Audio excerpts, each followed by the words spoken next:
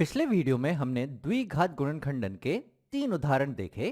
उसमें तो सीधे सीधे हमने यहाँ पर जो समान गुणनखंड है उसे बाहर निकाल लिया था, और ये सबसे बढ़िया पहला चरण होता है गुणनखंडन करने का।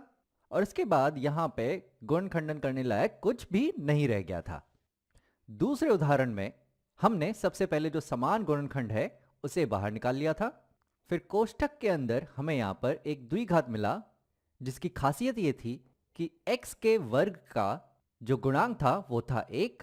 तो ऐसी स्थिति में हम दो संख्याएं ढूंढते हैं a और b, जिसे जोड़ के हमें x का गुणांक मिलना चाहिए यहाँ पे ऋण 1, और गुणा करके हमें ये अचर मिलना चाहिए ऋण 12। तो इस द्विघात का जो गुणनखंडन होता है वो होता है x धन a गुणा x धन b।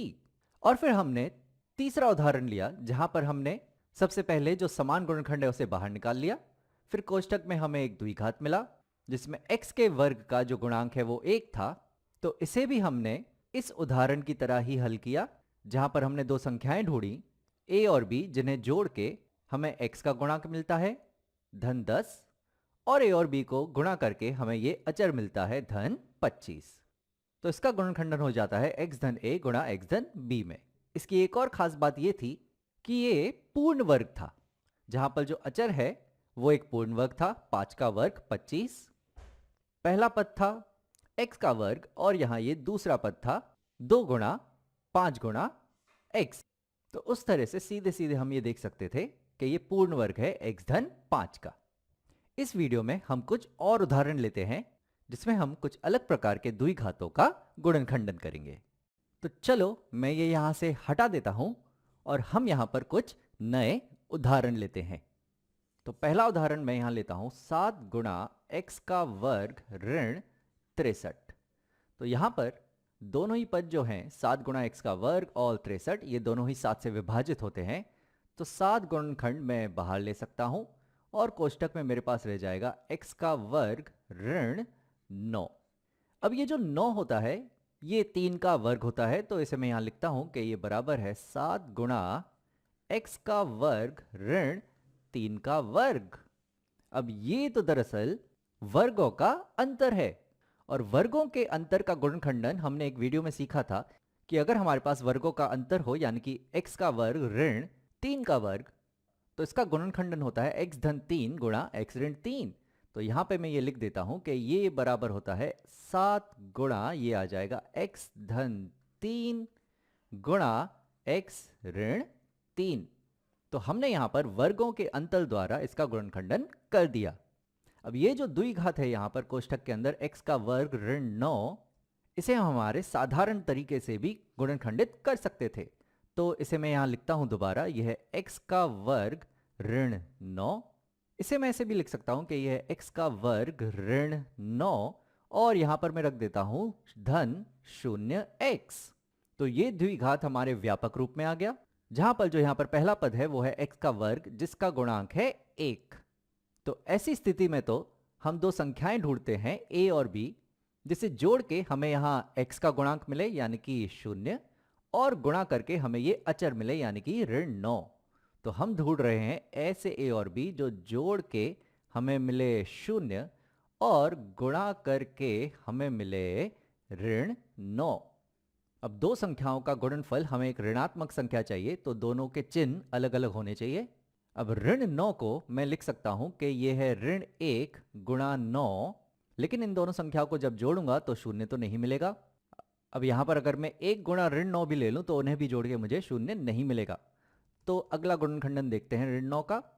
तो ऋण 9 को मैं लिख सकता हूं ऋण 3 गुणा 3, ये बराबर हो जाएगा ऋण 9 के, और इन दोनों संख्याओं को जोड़ने पे मुझे मिलेगा 0, क्योंकि यहां पर ऋण 3 धन 3 बराबर हो जाएगा 0 के।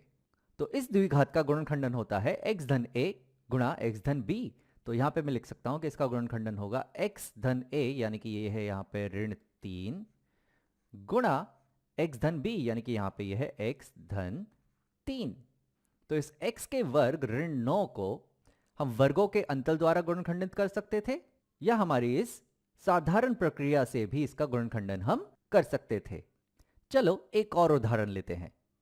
तो अगला उदाहरण मैं लेता हूं यहां पर 2 गुणा x का वर्ग धन 7x धन 3।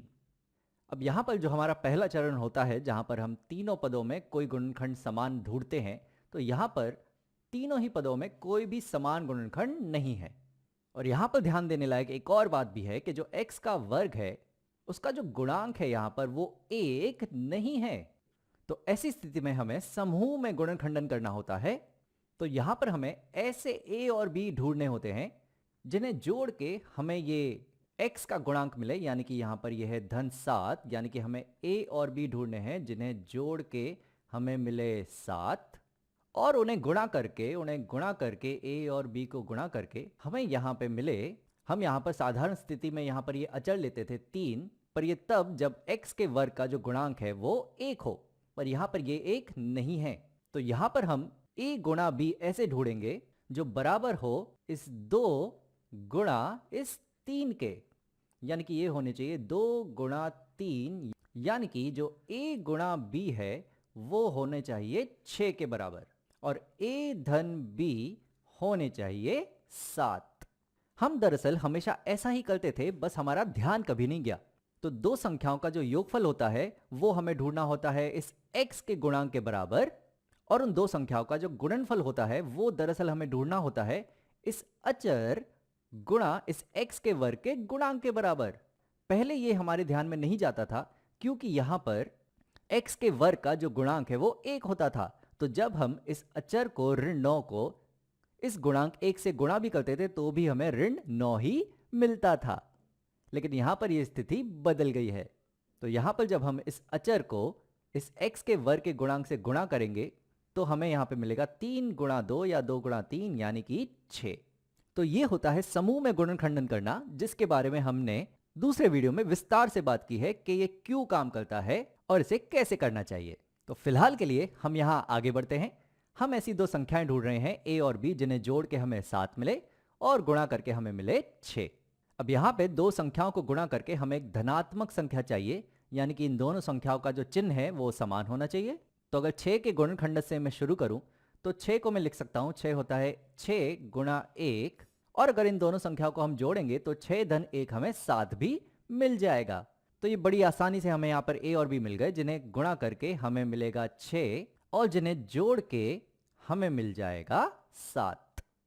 अब आगे हमें क्या करना होता है, ये द्विघात को हमें यहाँ दोबारा लिखना होता है, जहां पे पहला पद हम ऐसे ही लिखते हैं जो है यहाँ पर 2 गुणा x का वर्ग, पर ये जो दूसरा पद है यहाँ पर जहां पर ये जो 7 है ये a धन b है, तो इस 7 की जगह हम ये a धन b यानी कि 6 धन 1 रखते हैं।